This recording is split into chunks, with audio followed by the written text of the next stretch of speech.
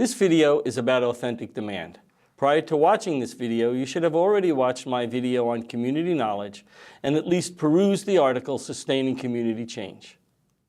To review, community knowledge is the knowledge that the community holds. Now, this is different from the knowledge held by social scientists. This knowledge is uncovered through understanding people's lived experiences, not standard approaches to research and experimentation. Community knowledge plays an extremely important role in addressing today's social problems. The projects in sustaining neighborhood change and similar comprehensive community initiatives from the past 30 years show how important it is to engage residents as leading players and not just source inputs. Let me quote from the article on the importance of residents. Their perspective and knowledge of local needs, conditions, and history are critical to shaping effective strategies and the evaluation methods by which progress is measured. Without their meaningful involvement in leadership, efforts to achieve deep and lasting results are almost certain to fall short. Residents are the experts on issues in their neighborhood. Any community initiative that doesn't involve them in planning and design will lack crucial information. Let me step back and define authentic demand so that it is clear exactly what I'm talking about. Authentic demand occurs in the setting of public policy when residents are 1, sitting at the policy table, 2, are competent, and this means they have the same knowledge and information as everyone else around the table. They are fully participating, and that means their voice is at least equal to others at the table, and that they have the resources to be at the table. They need to be connected to a constituent group, and they need to be accountable to that constituent group. Why has this voice been absent from decision-making tables? The answer is found in one word: power. When working in the area of public policy, power is always an issue. The ideal American political system is pluralistic. This means that while most decisions about the quality of neighborhoods are made by government bodies, many non-governmental groups use their resources to exert their influence. And this is where power comes in. What is the basis for making important decisions that impact the neighborhood? Who has the power to influence those decisions? Is it the building industry, the planning community, development experts? Is it local business or community? The elected appointed officials? The residents who live in their neighborhood? Authentic demand brings a new voice to the decision-making table.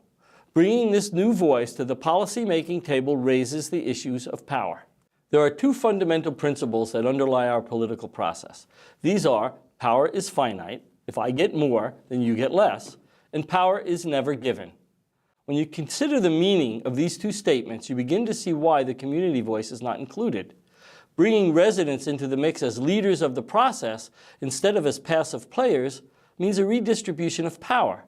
And since power is never given, any new voice that attempts to assert itself will encounter resistance from existing voices.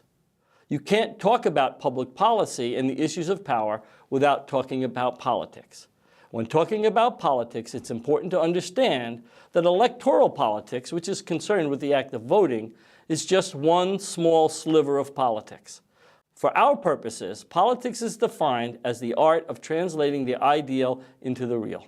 This definition raises one of the questions discussed in the community knowledge video.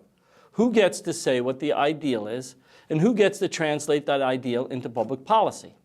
The answer lies in how power is distributed among the stakeholders. If there is authentic demand, then the residents of a community are active participants in identifying the issues, prioritizing those issues, and playing a role in defining and implementing the approach to addressing the community's issues. If there is no authentic demand, or if residents are just beginning to assert themselves, those at the decision-making table will resist their inclusion. This resistance shows itself in a variety of ways. While it is rare that anyone would suggest that residents should not have a say in making policy, the structure for engaging residents authentically is weak to non-existent. A typical example is a public forum that allows residents to respond or react to a proposed public policy. This is input.